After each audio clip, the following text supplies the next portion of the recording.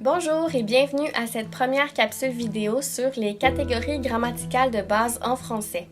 Je m'appelle Catherine et je suis enseignante de français langue seconde. Si vous voulez apprendre le français, vous êtes au bon endroit. Aujourd'hui, on parle des catégories grammaticales de base et plus précisément du nom et du pronom. Attention, c'est parti! Pour commencer, qu'est-ce que c'est une catégorie grammaticale? En gros, une catégorie grammaticale, c'est un ensemble de mots qui ont des caractéristiques communes. Autrement dit, on a pris tous les mots de la langue française et on les a classés par catégorie selon ce que les mots ont en commun et comment ils se comportent dans une phrase. C'est important de savoir qu'un mot peut appartenir à plusieurs catégories différentes selon sa position et son rôle dans la phrase. Comment on fait alors pour savoir à quelle catégorie il appartient? Eh bien, c'est la question à laquelle je vais essayer de répondre ici et dans les prochaines capsules. D'abord, on peut diviser les catégories grammaticales en deux sous-catégories, les mots variables et les mots invariables. Les mots invariables sont ceux qui s'écrivent toujours de la même façon, peu importe la phrase. Les mots variables, eux, varient. Ça veut dire que leur orthographe peut changer d'une phrase à l'autre selon le contexte. Ils se divisent en deux ensembles différents, les donneurs d'accords et les receveurs d'accords. Je sais, ça fait beaucoup de vocabulaire en même temps, mais restez avec moi et on va essayer de démêler tout ça. Les prochaines capsules porteront sur les receveurs d'accords et sur les mots invariables. Mais pour l'instant, on va se concentrer sur les donneurs d'accords, c'est-à-dire le nom et le pronom. Commençons avec le nom. Le nom, qu'on appelle parfois le substantif, est peut-être la catégorie grammaticale la plus difficile à définir. En gros, on peut dire qu'un nom désigne une chose, une personne, un concept, une réalité. Par exemple, une chose, table, crayon, voiture. Une personne, mère, policier, garçon. Un concept ou une réalité, amour, démocratie, écologie. Le nom a un genre, masculin ou féminin, et un nombre, singulier ou pluriel, qu'il donne aux autres mots qui se rapportent à lui. Si vous ne connaissez pas le genre d'un mot, votre meilleur ami, c'est le dictionnaire.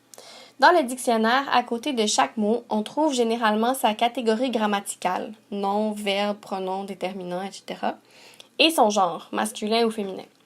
Prenons l'exemple du nom table. Si vous cherchez table dans le dictionnaire, vous allez trouver quelque chose comme ceci, table, n.f. N pour nom et F pour féminin. Voilà. Pour le nombre, c'est assez simple. Si on parle de 1, c'est singulier, et si on parle de plusieurs, c'est pluriel. Généralement, l'orthographe du nom est différente quand il est singulier ou pluriel, et parfois aussi quand il est masculin ou féminin. C'est pour ça qu'on dit que le nom est un mot variable. J'écris donc table, féminin singulier, mais table avec S, féminin pluriel. Ou encore policier, masculin singulier, et policière, féminin singulier. Maintenant, comment faire pour reconnaître un nom dans une phrase?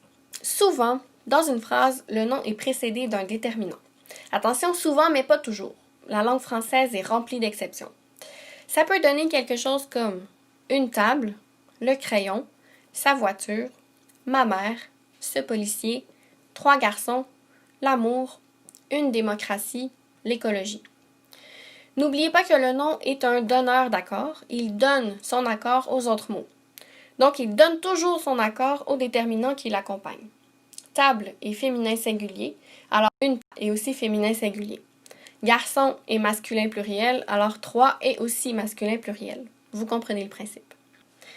S'il n'y a pas de déterminant pour vous aider à reconnaître le nom, ou si vous n'êtes pas certain, vous pouvez essayer de remplacer le nom dans la phrase par un autre nom que vous connaissez bien.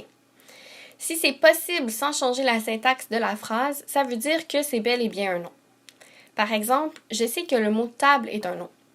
Dans la phrase suivante, je ne suis pas certaine que le mot vaisselle soit un nom. Elle lave la vaisselle. Je remplace vaisselle par table. Elle lave la table. La phrase reste correcte, alors vaisselle est bien un nom.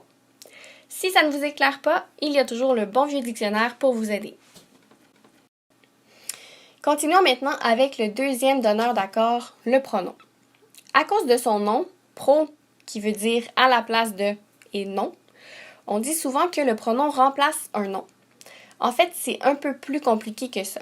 Le pronom est un mot qui sert à remplacer quelque chose, un autre mot, un groupe de mots ou une phrase, donc pas seulement un nom, même si c'est souvent le cas. Il existe plusieurs sortes et catégories de pronoms, mais elles mériteraient toutes d'avoir leur propre capsule, alors on n'entrera pas dans les détails ici. L'objectif est seulement de faire un survol, et j'en reparlerai probablement dans de futures capsules. Voyons seulement quelques exemples de pronoms ici dans le désordre. Lui, leur, i, en, moi, vous, le mien, la vôtre, ceci, cela, celui, qui, dont, lequel, etc. Comme le nom, le pronom a un genre, masculin ou féminin, et un nombre, singulier ou pluriel. Il a parfois aussi une personne, première, deuxième ou troisième. Le pronom donne son genre, son nombre et sa personne au mot qui se rapporte à lui. C'est un donneur d'accord, et c'est aussi un mot variable, donc sa forme peut changer selon son genre, son nombre et sa personne. Par exemple, à la troisième personne du singulier, au masculin, j'ai il, et au féminin, elle. Au pluriel, il avec S au masculin et elle avec S au féminin. Généralement, on utilise le pronom pour éviter la répétition dans un texte. Par exemple, je mange une pomme.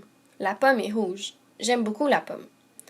Pour éviter de toujours répéter le mot pomme, je peux remplacer ce mot par des pronoms. Je mange une pomme.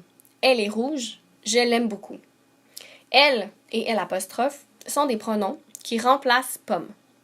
D'ailleurs, c'est une bonne façon de reconnaître un pronom parce qu'un pronom remplace quelque chose. Alors, si vous pouvez trouver le mot ou le groupe de mots qui est remplacé, ça veut dire que vous avez affaire à un pronom. Voilà, c'était ma capsule sur les catégories grammaticales que sont le nom et le pronom. Je vous encourage à poursuivre votre écoute avec la prochaine capsule sur le verbe, le déterminant et l'adjectif. Aussi, n'oubliez pas de regarder les liens dans la description plus bas. Vous allez y trouver un résumé général de toutes les catégories grammaticales de base, un exercice d'identification du nom et du pronom et un exercice d'identification de toutes les catégories. Merci beaucoup pour votre écoute. N'hésitez pas à me laisser vos commentaires ou vos questions. Si vous avez aimé et si vous voulez voir plus de contenu, cliquez ici pour vous abonner à ma chaîne. D'autres vidéos sont à venir et vos suggestions sont toujours bienvenues. À la prochaine!